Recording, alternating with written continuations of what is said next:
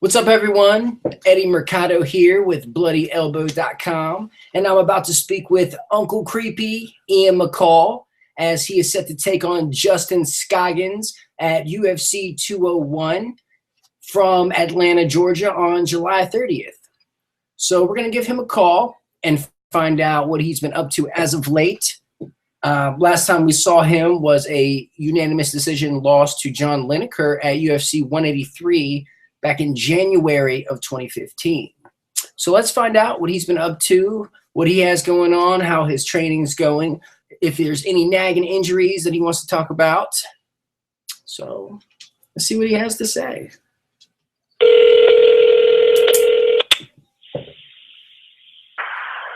Hello. Uncle Creepy. What up, man? What's going on? Eddie Mercado here with Bloody Elbow. How are you? Doing good, just Driving. I hope you're on speakerphone or something and not using the device. Yes, Bluetooth. Okay. I have a very smart, high-powered car that lets me beam your voice to my car so I don't have to kill people while I drive. Oh, awesome. That is definitely a benefit for sure.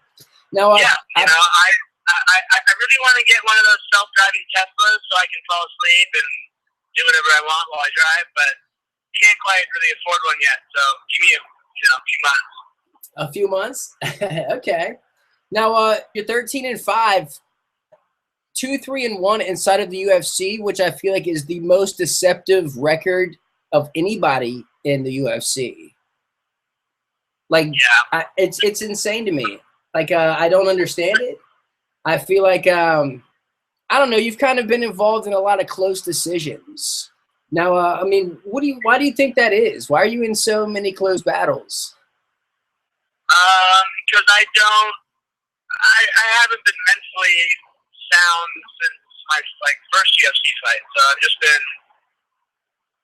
my head just has always gotten the best of me, and it's not about UFC jitters or octagon, fear of fighting in front of people. I really enjoy that part of it. It's just mentally I haven't been able to really pull the trigger all that well. I mean, Brad Pickett, I was good. When I went to Brazil and fought Santos, that was good. The first Demetrius fight. So, I mean, basically half my fights I've let my brain get the best of me because of outside stuff. Okay. Now, I mean, do you think, personally, did you win that first Mighty Mouse fight? Oh, of course. Okay. Because, I mean, I thought you had won it. And then the second fight. Yeah, I got fucked pretty hard. The second fight was pretty close as well. I mean, what are your thoughts on the second fight with DJ? The second fight, I feel like he won. He won fair and square. After that first fight, I completely fell apart mentally because of just stuff that was going on at home, or you shouldn't let that stuff affect you. But I did, and I do. With me, it's always like women problems. Just, I don't know if it's self-sabotage or what, but he won that fight. I mean, by the time, let's say we weighed in at 4 o'clock or whatever it was. By midnight that night, I was 152.2 pounds. Oh, wow. So I wasn't taking care of myself physically, mentally. I was a mess. So I lost. I lost that fight fair and square. I think. So yeah, that's I guess how it goes. Okay, now you had one fight in 2014 and one fight in 2015. Now, is that injury related? Yes. Okay. Now, what kind of injuries have you been dealing with? I mean, I know you've talked about you've had hand injuries in the past that have been nagging you. Is it related to that? Well, I broke my hand in Brazil with Santos, and I mean, on that same hand, I broke it so badly. I have had 3 surgeries. and my hand is deformed. It doesn't close. It doesn't open. So yeah, that was an ongoing thing.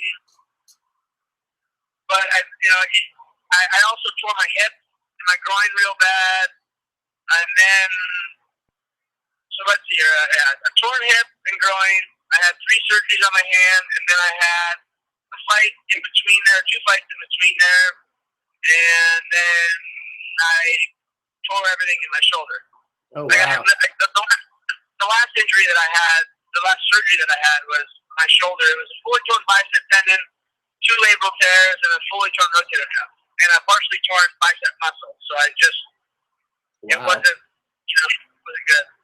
That's a lot of injuries, man. That's a lot to deal with. It sounds like you had a lot of recovery time, and I don't want to say downtime, but a lot of just extra time that you can't be training. So, I mean, what have you been doing to fill that time? Well, when I had my hand surgeries, I was able to train. Okay. When I had my hip and groin, I didn't have surgery on it, even though I could have, and I'm sure I'll need a fake hip one day. But I always do something outside of it, and I got really into yoga. I really like yoga. That's helped me. It helps me feel good. A lot of strength and conditioning stuff. Just different types of workout to keep me busy. But with the shoulder, I wasn't able to do anything besides coach for 8 months, probably, maybe longer. I literally wasn't able to do anything for 8 months because my shoulder was such a mess. And I was gonna retire. I had given up probably 4 months ago. I was over it. I was like, okay, I'm done. This isn't working. Even though I'm training, my arm's not working, and it still gives me a lot of problems. But I was already used to fighting one-handed because my hand wasn't working. So now I just have an arm that doesn't work. Now, are you still scheduled to fight Justin Scoggins on July 30th? Yes. Okay. And how do you feel health-wise? How close to 100% do you feel? With all things considered, I feel great. Again, my arm doesn't work all that well. Because I also have 2 bulging discs in my neck that affect that arm, of course, and I also fractured and dislocated that elbow back in high school. So that arm, whatever, it's just an arm. But that's the bad side, I guess. I mean, it still works. I can still beat the shit out of people with it. So it just, it just is always in pain or it's burning or numb or whatever. So you learn to work around things. You learn to just deal with pain. If I do get injury or injuries, it's kind of silly. Like, talk to a doctor, like, oh, I popped my knee or I popped my elbow or I did this. Well, on a scale from 1 to 10, and I'm like, take that heel and fucking throw out the window. I don't know. It just hurts. I know if it hurts, it's probably not a good thing. So you become comfortable with pain, and it's never going to go away. I'm going to need a fake hip one day. I'll probably need more shoulder stuff and neck stuff and back stuff, and I'm sure I'll break other stuff in my life. So you just kind of become comfortable with it. Okay. Now, man, that sounds horrible. I'm not gonna lie. That sounds like a whole lot of uncomfortableness and pain that you have to deal with on a day-to-day. That's why I chose this. Yeah. This job. So where are you training at for this fight? Team Oyama, same place I've been at for 12, 13 years. Okay. Now, do you have to do like any kind of special training to kind of work around your injuries? No. You just play through it? Yeah. I mean, I what else am I going to do? I don't have a fucking choice. So, and I'm not going to, my training, I guess, in my old age, has become very, very smart. it's about, you know, like I just read that article where Eddie Alvarez was like, overtraining, you know, bullshit. Well, congratulations on becoming champ. Like, good job, proud of you. But saying that makes you sound like a fucking idiot. Like, you can't overtrain. And I'm a perfect example. I break, you know, and it's maybe with my feeble body, but it breaks, you know. So, and that's from overtraining. And Yeah. That creates tough people, and that's how we were raised. I get it, but there's this little thing called science, and you know, I use it to my benefit because I'm smart, and my coaches are smart, and you know, I had to personally take a very intelligent approach to it because I can't break. If I break again, I quit. Like I promised my daughter, I promised my family that, you know, I've had 7 parts of my body worked on surgically in the last 3 years. And I tore my hip, my groin, and I popped my knee, and you know, like there's a lot of stuff. So it's those are things that, you know, I have to take into consideration. Where, you know, I wake up every morning and I put this monitor on my heart, my hand, and my forehead, and it gives me a full readout of my systems for the day, for endurance, strength and power, and speed, and coordination and skill, like resting heart rate. My resting heart rate is like 34, by the way. I like bragging about it. That's crazy. Yeah, 34. It's a little low. It's a little too low sometimes. Like my coaching and doctor staff wanted around 40, which it was this morning. But you know, everything. All my coaches talk. It's not like I go separate places. Everything's in house. Okay. I've helped build a system here at my gym. You know, we're in, you know, we're in paradise. Orange County is the nicest place on the planet, and I've been everywhere, and you have everything in your fingertips here. It's beautiful. You know, there's lots of stuff to do, and it's awesome. I mean, some of the people are shitty because whatever, but but you know, all my coaches are in house. My strength and conditioning coach sits next to my, you know, main coach, Kamin-Oncea-USA, with next to my, you know, jiu-jitsu, you know, staff. You know, and those guys talk to my doctors, and you know, there's a lot of stuff that we do because we're just trying to keep me on point. And they know I know how to fight. You know, I know technically everyone knows I'm better than everybody else. You know, like it's just getting me on point physically to build a good, you know, aerobic base, anaerobic base, and then also to make sure I don't fall into the same traps I usually fall into, like, you know, women and partying. Yeah. I mean, women are they're a hell of a temptation, a hell of a distraction. I can attest to that. But yeah, man, that's a motherfucker. But that's my own fault. That's what I get for sticking my dick in everything that moves. So let me ask you this though. So I mean, like you're saying, your skill set is just phenomenal. I mean, your footwork phenomenal. Your wrestling is phenomenal. Your Muay Thai phenomenal. I mean, you have everything is in place. So, I mean, what is it really going to take for you to actually, you know, stay healthy, get your body in a good place, and conquer the internal demons and get the mind right, and then, you know, stake your claim at the top of the flyweight division where I feel like you belong? Time is now. I mean, I talk about being kind of a mental midget because I am a cautionary tale. Like, I like to tell people that I am a cautionary tale. Look how fucking talented I am, and look what I, you know, things I should have. The guy that I'm the only guy that lays claim to actually beating Demetrius at this weight, and he's the best pound-for-pound guy on the planet.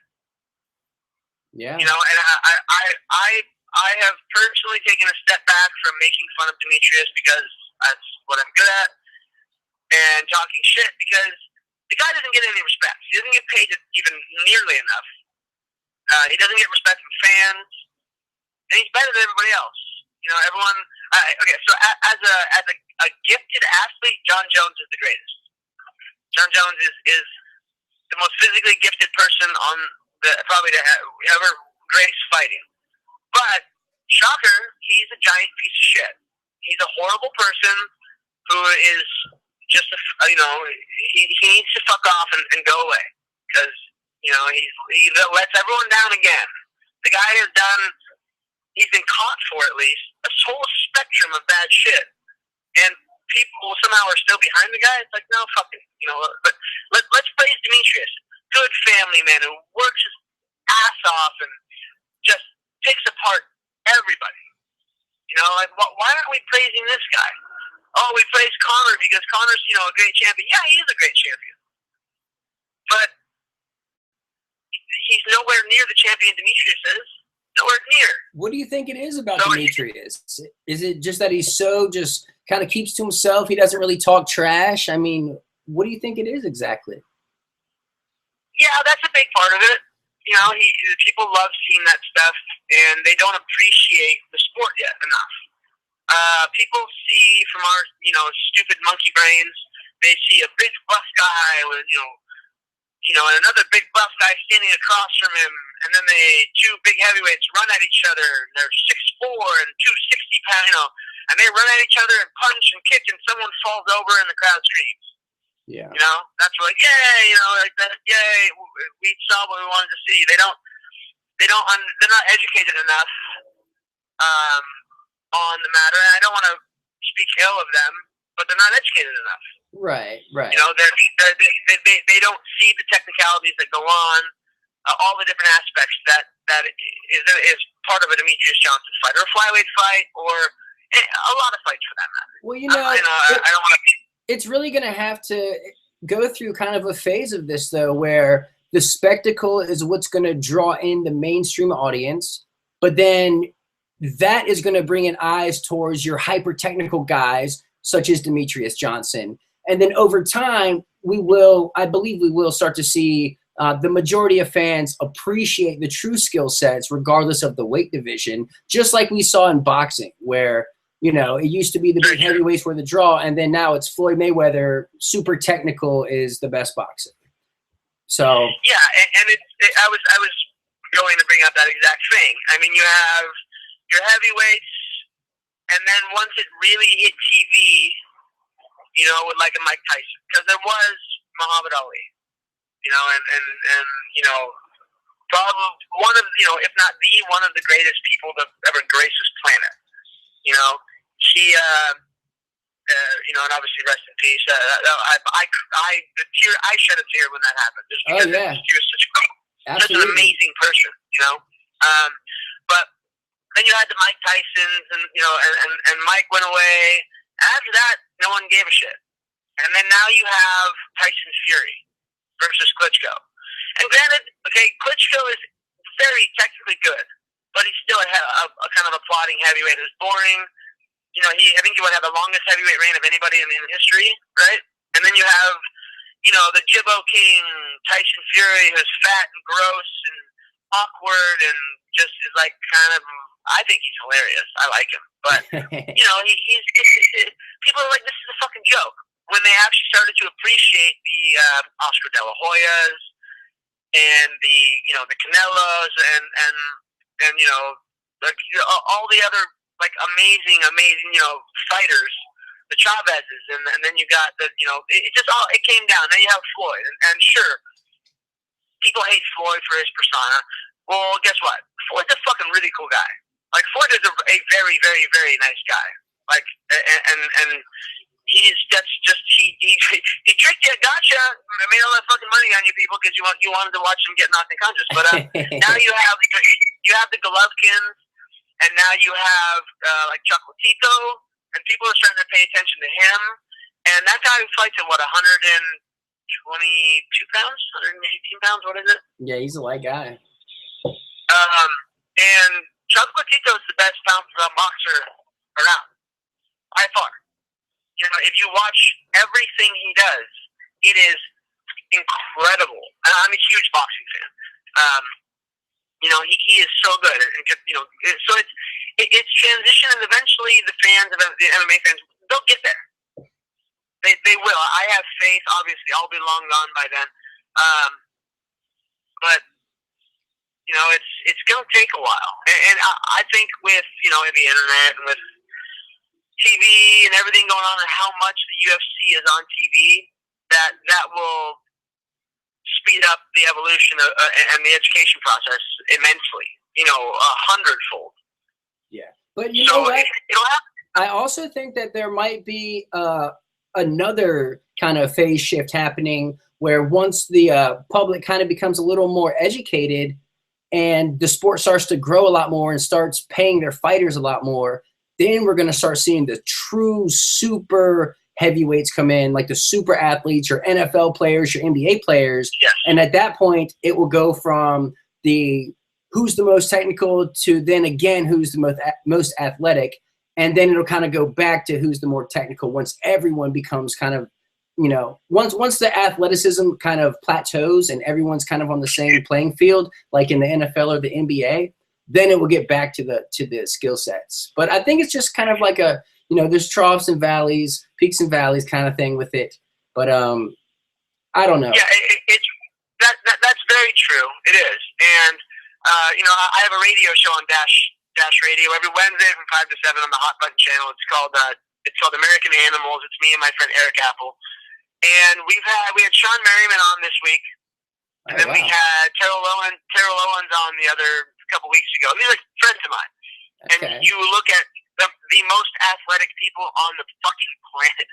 You know, those dudes are in a different realm of athleticism. Right. You know, like right now MMA gets the fallout. You know, they get the guys that weren't good enough. Right. And those guys are still incredible athletes. So, like you said, we're going to one day get the cream of the crop because the money will be there, and it's going to be an exciting time. I mean, I can't wait. Yeah, it sucks that we have to go through that kind of spectacle phase, though, of, you know, just freak show fights and you know, we're getting like CM Punk, and I mean, no disrespect to CM Punk, but he is not a fighter, you know, but he's bringing in a mainstream audience with him, you know, so it's like it's a spectacle thing. It has nothing to do with the sport outside of just bringing eyes to it. Yeah, but that's what we need. As much as I think the whole situation with CM Punk is ridiculous and dangerous and stupid, and nothing against him, he's a really nice guy. Like I met him. I mean, incredibly nice. And I know a lot of wrestlers. I'm dating a former wrestler. It's Ryan Shamrock from way back in the day. Her real name's Alicia, but yeah, she was in the WWE at like 19, and now she's 38, 37. How old is she? But you know, so I'm around a lot of wrestlers, and it's nothing against him. It's the situation itself is fucked, and I get it, but it's gonna bring attention, and sure, go back to boxing. How long ago? It was a spectacle. It's like a carnival act, you know. So it wasn't, you know, it wasn't always boxing. It was weird, you know. It was different. It was fringe. It was looked down upon. I guess it still is in some places. So eventually we'll have our day, and I'm proud to have earned the right to say that I've helped pave the way for that. You know, and you know, with the internet and with all that stuff, I will see that day that those guys are making money. Fuck, hopefully I'm coaching a few of those guys. Yeah, absolutely. You know, we're building a team. I already coached, you know, very, very good athletes, and we, you know, we have a fighter house.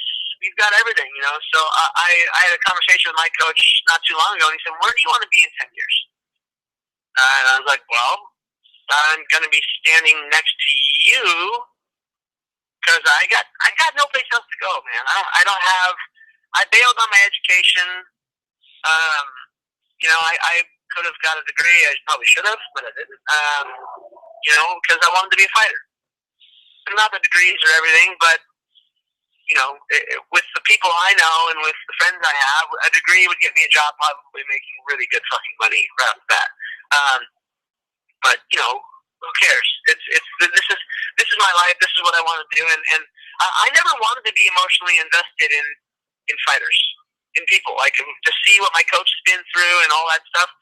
I never wanted to be this, emotionally invested with young athletes who most of the time will let you down, to be honest. Yeah. Fighters are very, we're interesting characters, and how many of us turn out to be great? How many guys turn to drugs or barely in and out of the gym, and you got to deal with them? Like, I see the stuff my coach goes through, and it's crazy. And how many kids can you have that you breed into champions? But this is what I'm good at, so that's what I'm going to do. And again, I'm a cautionary tale. So if I can impart my wisdom on some young, savages that can become world champions or even close to it, making it to the UFC isn't good. It just isn't good enough for me. I wasn't here to make it to the UFC, and my fighters, it's not good enough to make it to the UFC. You gotta work your ass off and get as close to a title as possible, if not get one. Yeah, absolutely. And I mean, you've done just that in your career. And how much do you think you have left in the tank? I don't know. To be honest, I mean, I gave up a few months ago. And then my arm started to work, and I was like, fuck yeah, we're in. We're back. I'm a fighter. If I could fight for 5-10 more years, I'd love to do it. But that's not probably going to happen. I'm sure I'll give myself till 35, which I've said for a long time, and then I'll evaluate things. The one tipping point is if I break again. If I break again and I need another surgery, I'm done. I'm done, and I'm not coming back. I've got enough irons in the fire in my life, as far as first and foremost being a dad. I'm a very proud father, and I raised my kid on my own for a long time.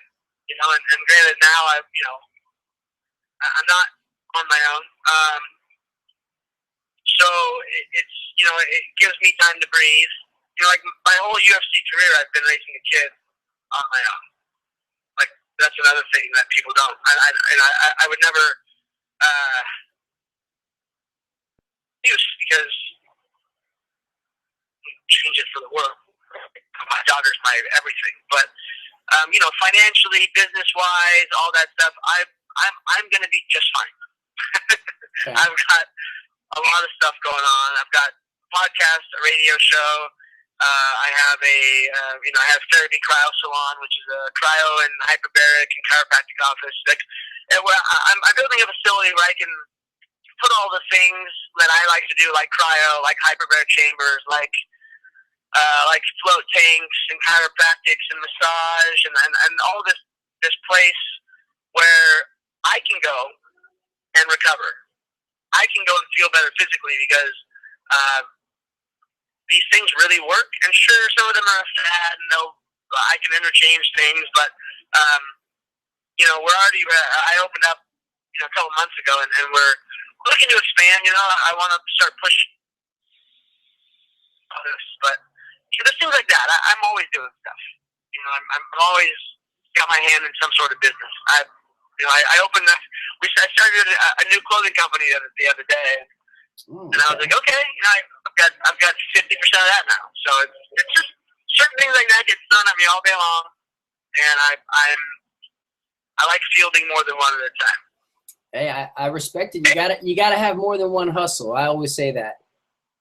But yeah, exactly. Man, Ian McCall, thank you so much for talking with me. I didn't mean to take up so much of your time. Why don't you tell us where we can find you? How can people follow you on Twitter and other social media platforms?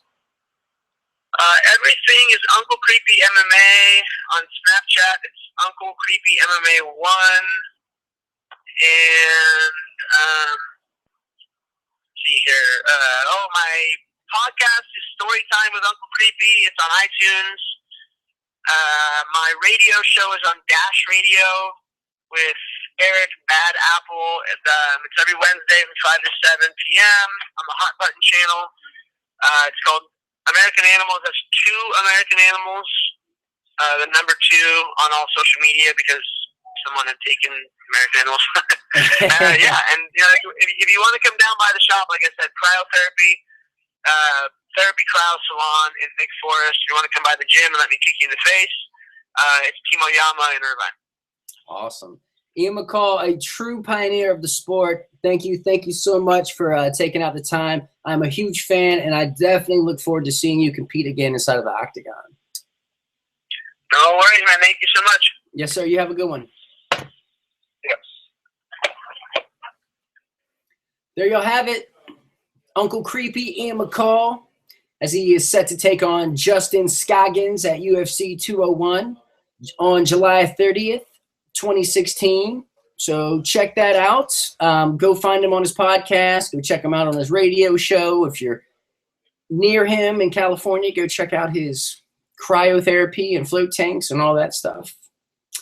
And yeah, you can read me on bloodyelbow.com. You can find me on Twitter at @EddieMercado.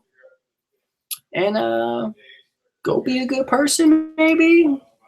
I don't know.